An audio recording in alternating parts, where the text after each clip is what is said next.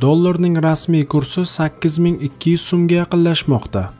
O'zbekiston Respublikasi Markaziy banki 2018-yil 6-fevraldan boshlab valyuta operatsiyalari bo'yicha buxgalteriya hisobi, statistik va boshqa hisobotlarni yuritish, shuningdek bojxona va boshqa majburiy to'lovlari uchun xorijiy valyutalarning so'mga nisbatan quyidagi qiymatini belgiladi.